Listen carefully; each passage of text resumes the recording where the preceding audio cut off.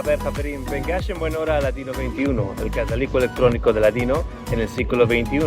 Hoy nos topamos aquí cerca de Los Ángeles, en Fullerton, con nuestro caro amigo Daniel. Daniel, ¿qué Javier? Shalom, Carlos. Shalom, ¿qué Javier? Dicho el día, todo bueno. ¿Tú cómo te topas? Todo bueno. ¿Cuál piensas de Los Ángeles? ¿Te place la ciudad? Me place mucho, me place mucho. Llegué ayer. El tiempo está perfecto. Seguro. La gente está toda en su onda, tranquila, en levos por todos lados. Muy bueno, bendicho el día. Está de sol, no hay muchas nubes, los elevos se graduarán esta semana, inshallah, dunque la gente está contenta. Sí, se nota.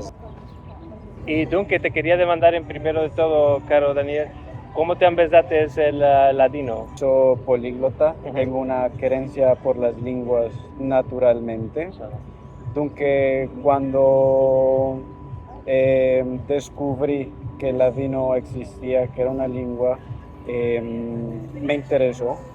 También me interesó porque descubrí que eso sefaradí, que la mía familia es de conversos, que en la Inquisición tuvieron que convertirse al catolicismo para evitar el tribunal. Dunque descubrí que soy judío. ¿Cómo te aventaste de esto? ¿Quién te dijo que topaste un documento? No topé documentos. Un día una persona me hizo la demandica, ¿tú eres judío? Y yo no. 2 semanas después, ¿tú eres judío? No. La tercera vez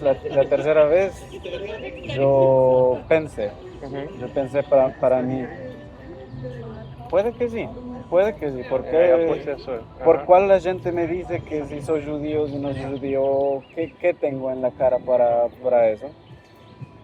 Dunque comencé a hacer demandicas a la mi familia, a la nonna, a la gente, a las tías. Somos judíos, ¿por qué todos tienen nombres en hebreo? ¿Por qué todos tienen nombres?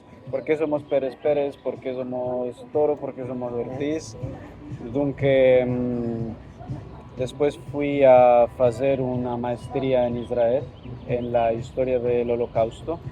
¿En qué universidad? Haifa. En la Universidad de Haifa. Dunque, al mismo tiempo topé que soy judío y topé la historia de la desaparición de los judíos en Grecia, por ejemplo. Allora fue para mí una experiencia muy dura, muy pesada de saber que en mi sangre, en mi gente, hay esa historia tan estética, tan importante, puede simplemente morir si lo dejamos pasar. Y aunque te metiste a empezarte el ladino para morir, que te aventaste que era una lengua que estaba cerca de escaírse y de desaparecer, y pensaste de ti para ti que calía hacer el esfuerzo de empezársela. Sí, para mí es una clase de acto de resistencia sefardí. Seguro. Conocer la lengua, hablar la lengua, meldar los textos en ladino, no dejar que desaparezca una lengua tan hermosa, con tanta historia, con tanta cultura, con tanto significado estético. Para mí el ladino tiene una carga estética muy pesada que no podemos dejar que desaparezca. ¿Y esto quiere decir mismo empezarse el ladino en Rashi y en solitreo? Sí, especialmente con el solitreo. Para mí, que me gusta hacer arte, me gusta hacer la caligrafía, es mucho importante culanear las létricas, culanear el script del ladino, saber meldar el Rashi, porque es una de nuevo, tiene una carga estética muy pesada, muy importante, que sí, que cale que culaneemos, cale que protejamos. Seguro, estoy de acuerdo. En el siglo XX había muchos jornalistas que decían o que pensaban y decían que el día que el ladino ya no se va a escribir más en letricas de Rashi o letricas de solitreo, este día la lengua morirá. Y a lo que parece hoy en día normalicemos el facto que el ladino se puede escribir en el alfabeto latino, ma penso de mí para mí que es importante como lengua judía que el ladino se escriba en Rashi. Sí, sí, sí.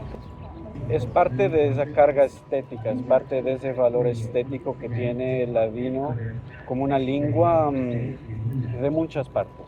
Una lengua que sí es española, es castellana en cierta medida, además es una lengua griega, es una lengua turca, es una lengua israelí, es una lengua que partage mucha gente distinta, mucha gente diferente. Entonces, saber las letricas, saber el solitreo es un deber muy importante para mí.